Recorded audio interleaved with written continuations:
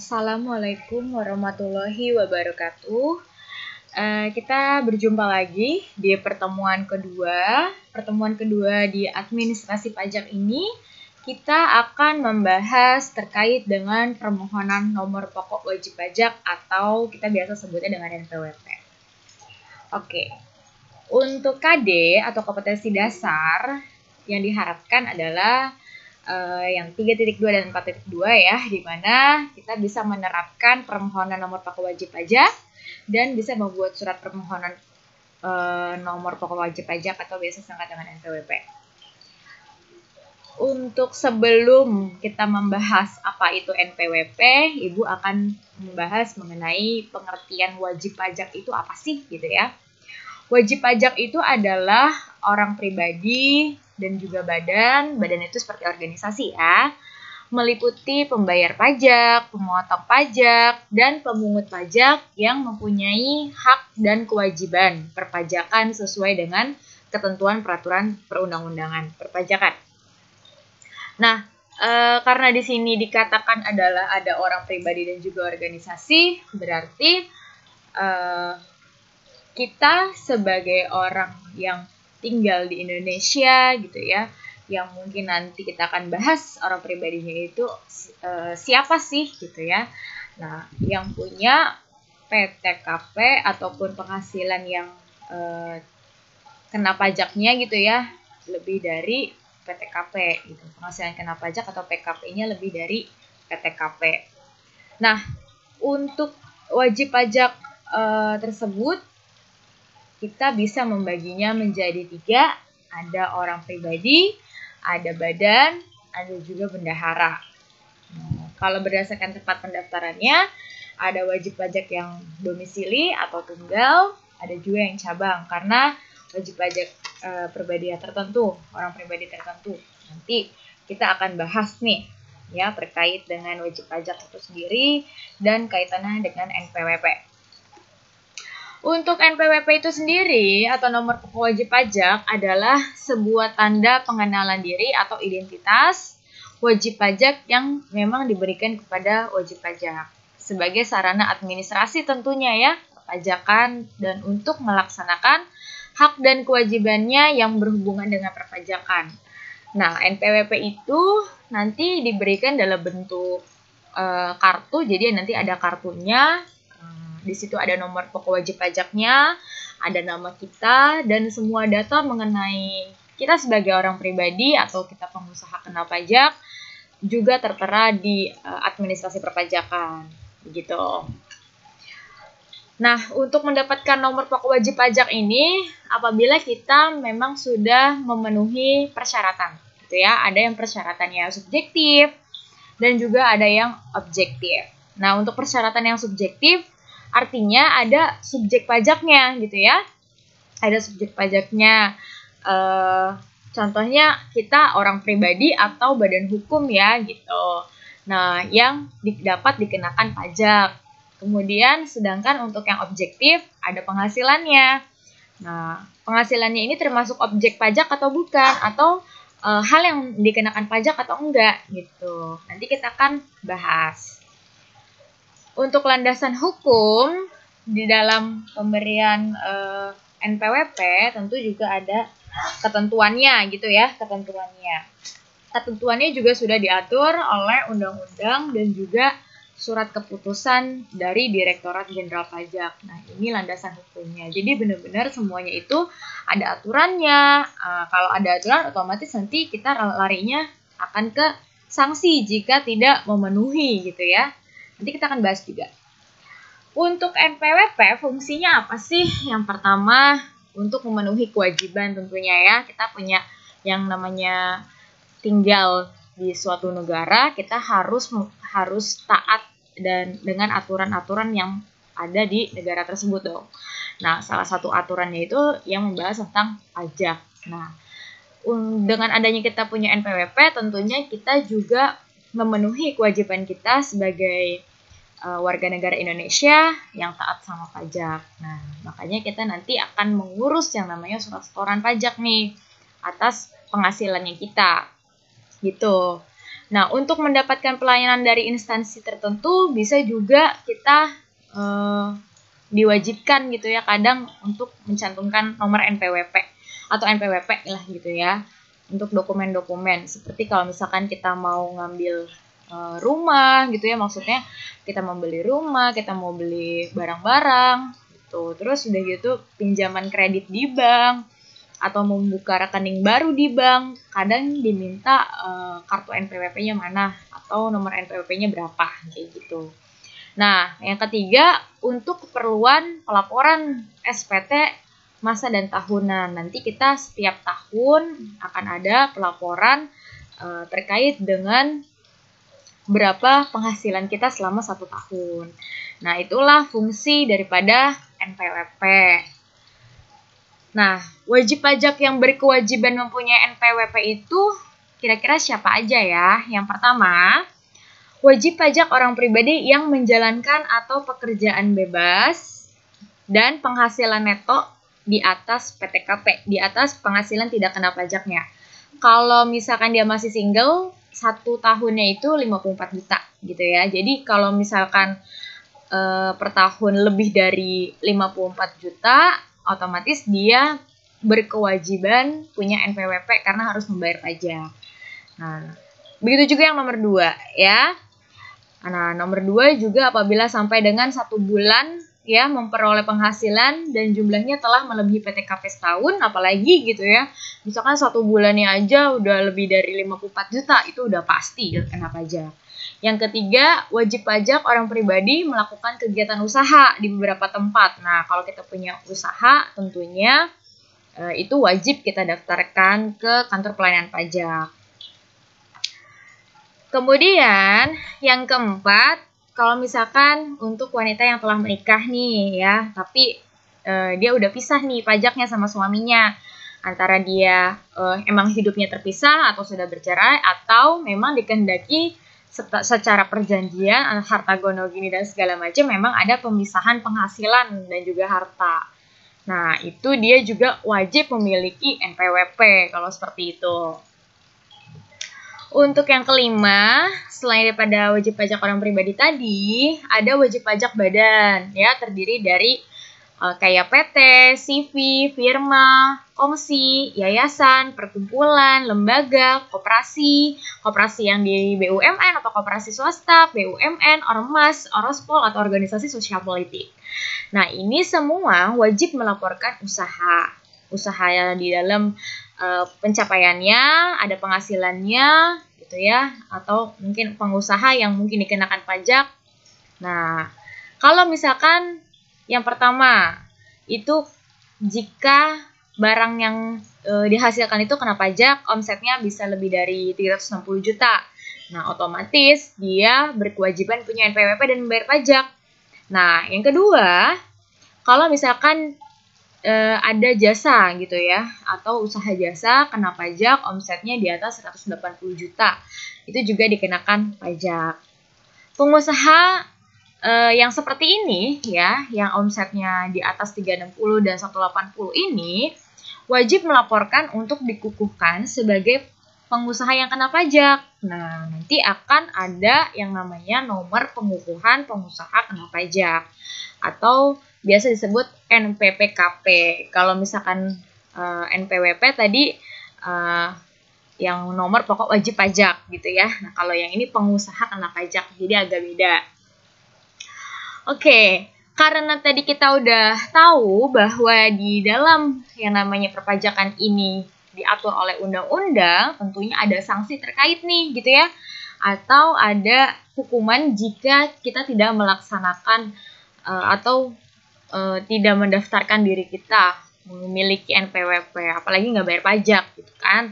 Nah, di sini dikatakan bahwa setiap orang yang dengan sengaja tidak mendaftarkan dirinya untuk diberikan NPWP atau menyalahgunakan atau menggunakan tanpa hak NPWP sehingga dapat menimbulkan kerugian pada pendapatan negara, nanti akan dipidana gitu. Pidananya apa? Paling singkat ada 6 bulan dan paling lama 6 tahun loh.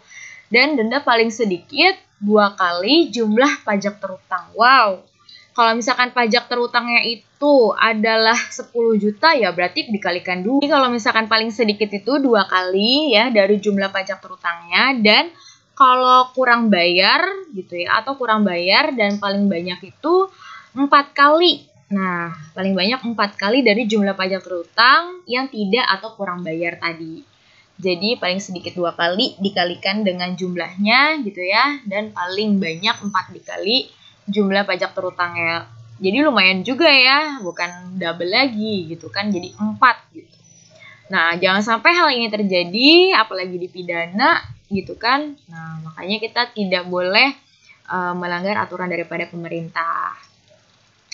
Nah, yang di sini juga seperti itu ya, ada pidana juga kalau misalkan pada saat kita udah ditindak nih, apabila seseorang melakukan tindak pidana nih di bidang perpajakan, sebelum lewat 1 tahun, terus dia mungkin ada lagi melakukan percobaan lagi dan melakukan tindak pidana lagi, maka nanti juga akan ada penjaranya lagi atau pidananya lagi gitu. Jadi jangan sampai deh ya.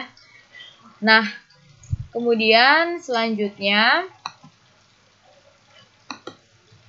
tata cara pendaftaran pajak NPWP ya. Untuk mendapatkan NPWP atau wajib pajak, kita nanti akan mengisi formulir pendaftaran, dan kita bisa menyampaikannya langsung maupun kita bisa menggunakan e-registrasi ya. Jadi pakai internet gitu ya, langsung ke websitenya.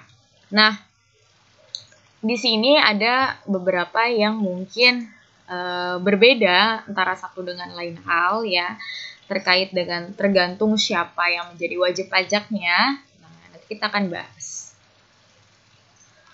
Untuk wajib pajak yang orang pribadi. Nah, kalau misalkan wajib pajak orang pribadi, tentunya yang nggak menjalankan usaha dulu ya, yang tidak menjalankan usaha atau pekerjaan bebas, yang harus disiapkan itu yang pertama adalah fotokopi KTP gitu ya. Kalau misalkan emang belum memiliki KTP ya belum bisa gitu ya. Jadi kalau bisa yang sudah 17 tahun ke atas itu kita bikin KTP. Nah, kalau yang belum punya ya segera dibikin gitu. Kalau memang sudah waktunya. Atau jika ada ya fotokopi paspor aja gitu. Kemudian fotokopi kartu izin tinggal terbatas. Nah, atau kartu izin tinggal tetap bagi warga negara asing. Nah, kalau bagi warga negara asing itu. Kemudian yang kedua, untuk wajib pajak orang pribadi yang menjalankan usahanya atau pekerjaan bebas berupa KTP tadi gitu ya. Nah, ini menjalankan usaha nih, ya, KTP, fotokopi paspor, fotokopi kartu izin tinggal terbatas, ya sama sih seperti tadi kalau dia warga negara asing. Ada tambahan fotokopi dokumen izin kegiatan usaha. Nah, kalau kita punya usaha, otomatis ada nggak izinnya? Kalau ada, itu difotokopi juga. Nah, karena nanti berkaitan dengan surat keterangan tempat kegiatan usahanya juga. Terus juga di sini dikatakan juga dari pejabat pemerintah sekurang-kurangnya lurah ya. Jadi memang benar-benar harus tertera kita punya tempat usaha tuh di mana, kita harus ada suratnya gitu. Kemudian untuk wajib pajak orang pribadi ya, selanjutnya ada fotokopi EKTP bagi warga negara Indonesia dan surat pernyataan di atas materai dari wajib pajak orang pribadi yang menyatakan bahwa yang bersangkutan benar-benar menjalankan usaha gitu atau pekerjaan bebas. Nah, itu pakai materai. Jadi tanda tanganin otomatis ya.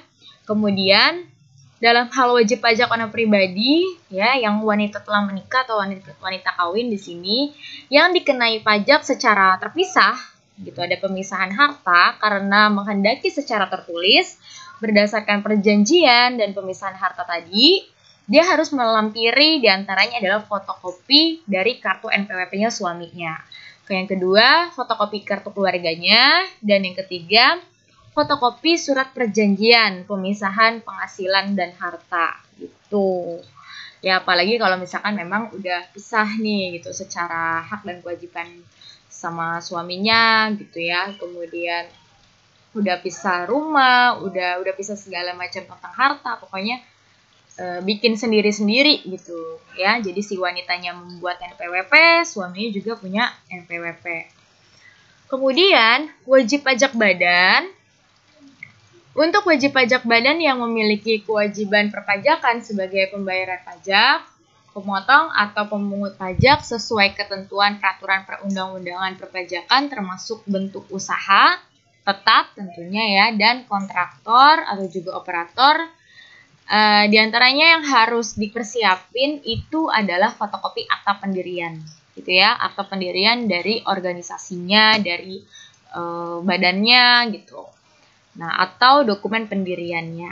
Kemudian juga ada fotokopi kartu nomor pokok wajib pajak salah satu pengurus gitu. Jadi salah satu aja, siapa misalkan pengurusnya, apakah ketuanya gitu ya, yang menjadi kepala daripada badan tersebut atau organisasi tersebut gitu.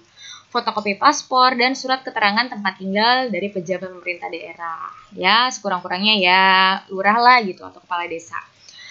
Yang ketiga, fotokopi dokumen izin usaha.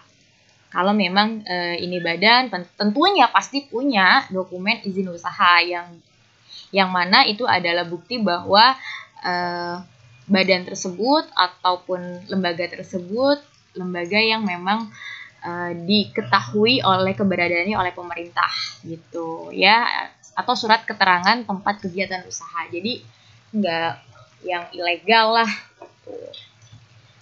Selanjutnya, untuk wajib pajak badan yang tidak berorientasi pada profit nih, seperti misalkan organisasi gitu ya. Dokumen yang dipersyaratkan hanya berupa fotokopi EKTP aja gitu ya. Jadi salah satu pengurus badan atau organisasi dan surat keterangan domisili dari RT ataupun RW gitu. Kemudian wajib pajak yang hanya memiliki kewajiban perpajakan kayak pemotong, pemungut ya, sesuai dengan ketentuan peraturan perundang-undangan gitu ya. Bentuk kerjasama operasi juga bisa. Nah, berarti yang harus dilampirkan adalah yang pertama fotokopi kartu NPWP ya, masing-masing anggota, bentuk kerjasama antara satu dengan yang lain. Misalkan kalau joint operation kan kerjasama antara orang satu dengan orang lainnya, berarti yang harus dicantumkan adalah fotokopi kartu NPWP masing-masing anggotanya itu. Misalkan ada 5 anggotanya untuk membuat suatu organisasi, ya 5-5-nya dimintain kartu NPWP-nya. Kemudian fotokopi kartu NPWP orang pribadi salah satu pengurus perusahaan, anggota, bentuk kerjasama joint operation juga, atau fotokopi paspor, surat keterangan tempat tinggal ya dari sekurang-kurangnya dari lurah. Kemudian fotokopi dokumen izin usaha itu juga udah pasti ada. Jadi hampir setiap kalau misalkan wajib pajak badan atau orang yang punya usaha harus melampirkan fotokopi dokumen izin usaha gitu.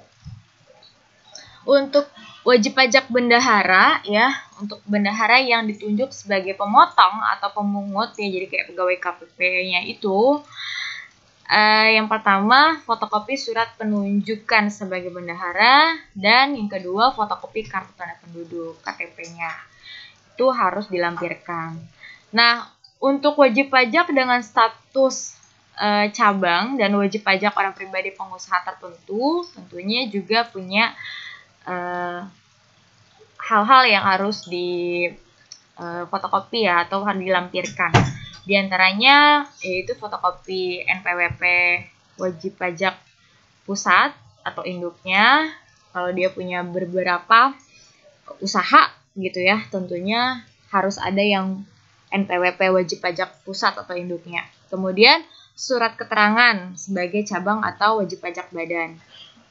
Kemudian ada fotokopi dokumen izin kegiatan usaha, dan sama seperti tadi juga gitu ya, yang berwenang ya pejabat daerah, sekurang-kurangnya adalah lurah gitu ya. Semuanya yang pasti izin usaha itu harus sudah pasti ada. Jadi kalau misalkan kalian punya usahanya itu bercabang ya, di mana-mana punya, di mana-mana ada, ini yang harus ditampilkan gitu. Oke, untuk selanjutnya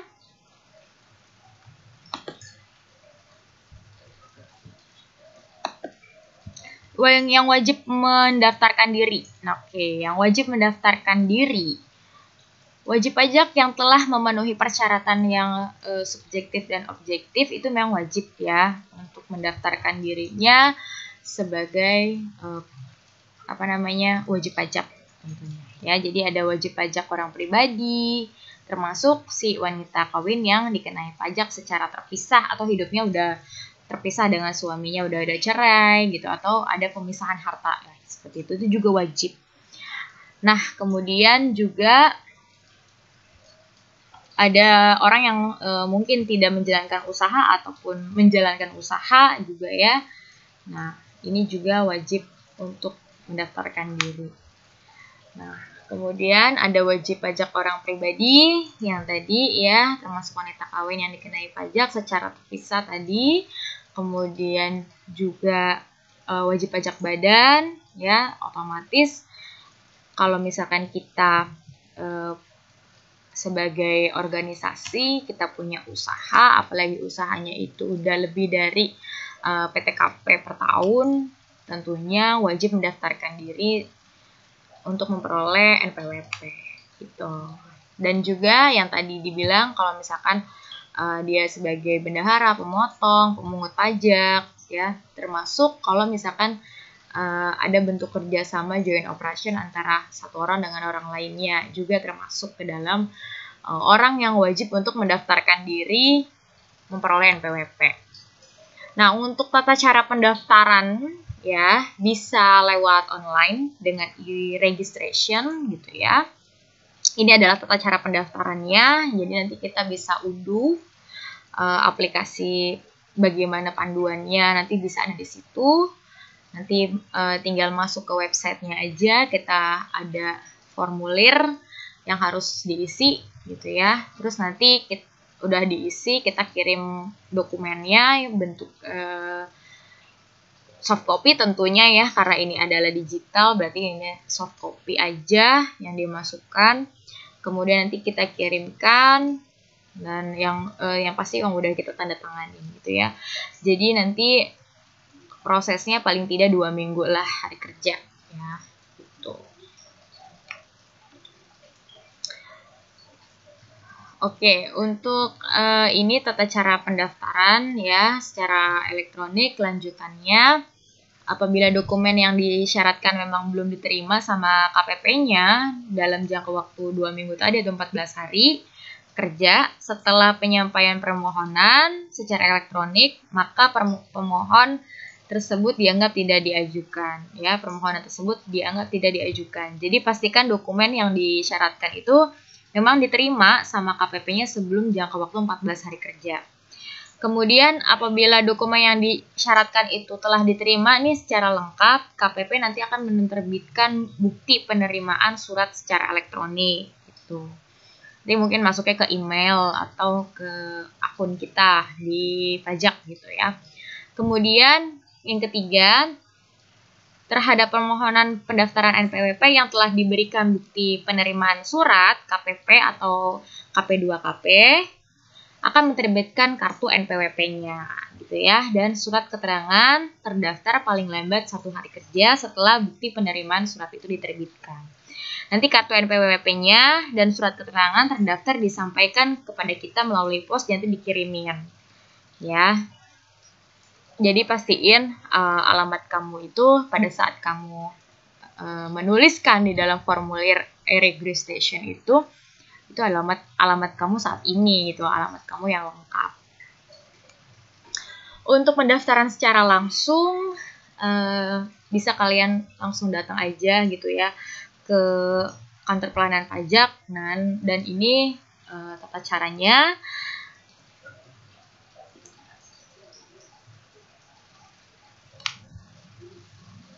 Oke. Nah, ini juga tata caranya ya. Ada kalian nanti tinggal masuk aja, terus bilang ke satpamnya, nanti akan diberikan dokumen-dokumen terkait yang apa aja yang harus diisi. Itu nanti akan dipanggil sama bagian loketnya dan akan diwawancarain terlebih dahulu, akan ditanya-tanya. Setelah itu nanti kalian juga bisa langsung dapat kartu NPWP-nya loh di hari itu. Gitu. Benar-benar di hari itu juga kalian bisa dapat kartu NPWP-nya. Oke, untuk tugas. Nah, tugas pertemuan kedua ini ada 5. Esai, nanti ibu juga akan taruh ini di dalam Google Classroom kalian ya. Nah, nanti di Google Classroom kamu kirimnya berbentuknya itu seperti biasa pakai Word ya. Kalau misalkan pakai HP berarti dari Word-nya WPS gitu. Nah, ini cuman esai aja 1-5 dikerjakan, dikirim balik ke Google Classroom tentunya ya. Oke. Untuk yang pembahasan tentang NPWP, tentunya yang tadi udah Ibu jelasin, terkait ternyata kita sebagai warga negara yang memang udah punya kewajiban gitu ya untuk membayar pajak, kita memang harus mendaftarkan diri kita sebagai orang yang memiliki penghasilan gitu ya. Kalau misalkan terkait dengan NPWP, dengan penghasilan diri kita atau penghasilan organisasi kita, tentunya kita yang punya usaha maupun yang tidak memiliki usaha, jika memang lebih dari PTKP gitu ya, berarti memang kita harus membuat yang namanya kartu NPWP. Nanti kita dapat nomor pokok wajib pajak gitu ya. Kalau misalkan kita tidak mendaftarkan diri sementara kita adalah pengusaha kena pajak ataupun memang yang penghasilannya lebih dari PTKP 54 juta per tahun itu, kalau kita single atau kalau misalkan kita punya suami tinggal ditambahin lagi aja, nanti ada perhitungannya ya sendiri ya tentang PTKP dan PKP. Nah, nanti akan kita bahas lain. Nah, itu otomatis kalau kita punya penghasilan lebih dari PTKP, tentunya kita juga berkewajiban untuk mendaftarkan diri kita ya. Kalau enggak, kita akan kena sanksi seperti tadi ya, ada penjara, ada sanksi pidana gitu ya, terus juga ada harus bayar gitu kan, yang dua kali lipatnya, bahkan sampai dengan 4 kali lipatnya. Ya, jangan sampai hal itu terjadi sama diri kita. Ketika kita emang diwajibkan, ya kita sadari itu dan langsung bikin aja. Kita bisa bikin secara langsung, datang ke KPP-nya, atau juga kita bisa mengisi form. Nah, nanti Ibu akan kasih lihat ke kalian juga formnya kayak apa sih gitu. Oke? Kita lanjut ke isi formnya ya.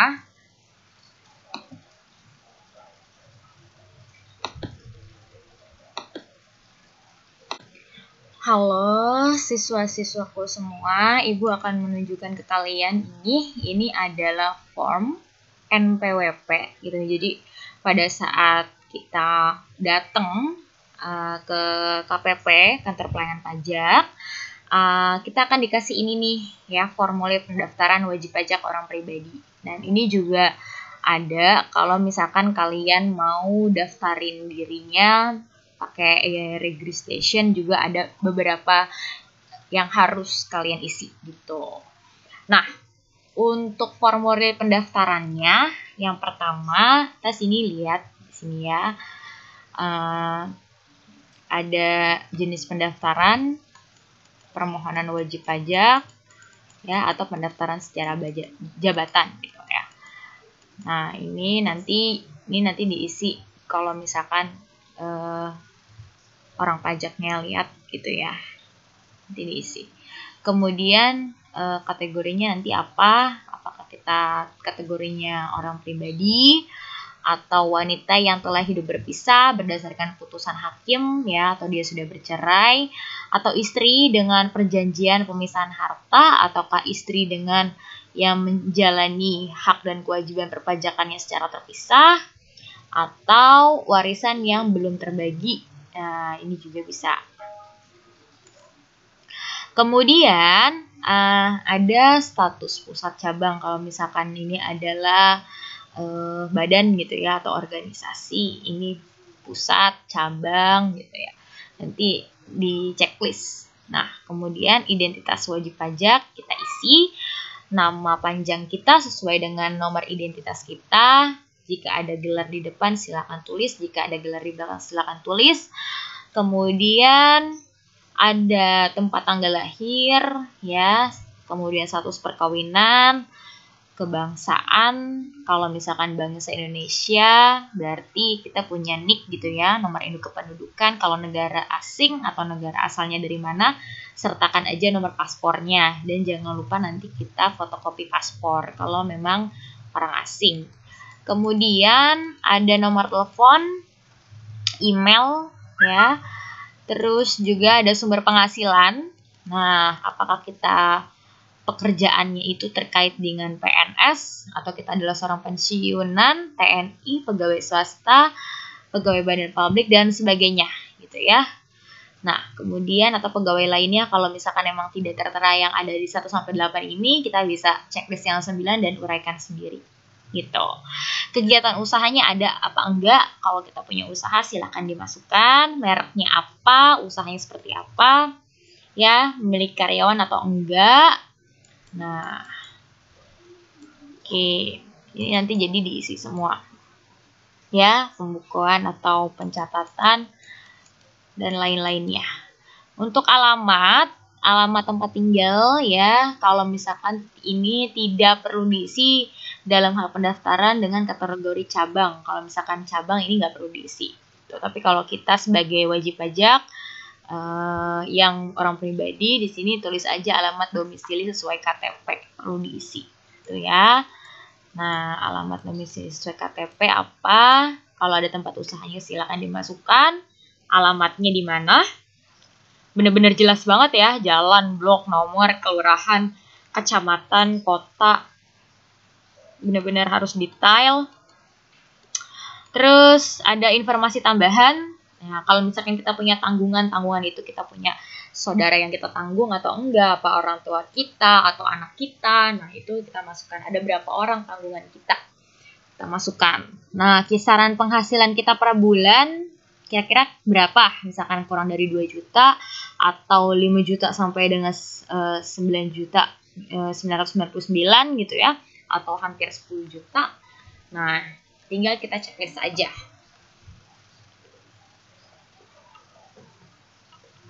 Setelah itu nanti ini diisi sama petugas kalau memang udah benar.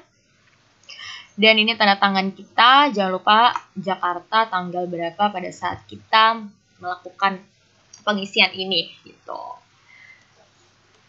Oke, ini petunjuk daripada pengisian formulir pendaftaran wajib pajak orang pribadi. Jadi benar-benar ada petunjuknya, nanti dikasih tahu ya. Nanti ini Ibu akan juga share di Google Classroom kalian supaya kalian bisa lihat gitu ya formulirnya atau formnya tuh kayak apa. Nah, ini kalau formulir terkait dengan wajib pajak badan atau organisasi. Nah, agak berbeda kategorinya seperti apa, atau dia itu organisasi atau joint operation dengan orang lain, atau punya di sini tuh di Indonesia ini kantor perwakilan perusahaan asing gitu ya, atau mungkin dia seorang bendahara, atau mungkin dia penyelenggara kegiatan. Nah, ini dimasuk-masukkan. Statusnya apa? Nah, kalau di cabang berarti pusatnya apa, misalkan kayak gitu. Kemudian identitas wajib pajak, bentuk badannya itu apa, macam-macam kan di sini. Tinggal dipilih aja nama wajib pajaknya siapa. Terus juga alamat tempat kedudukan ya. Alamat sesuai dengan usahanya gitu ya. Dokumen dasar pendirian daripada pendirian perusahaan ya, sampai dengan akte notarisnya segala macam, tahun buku. Nah, itu semua ya. Identitas pemimpin juga termasuk, bendahara ya, di sini termasuk juga.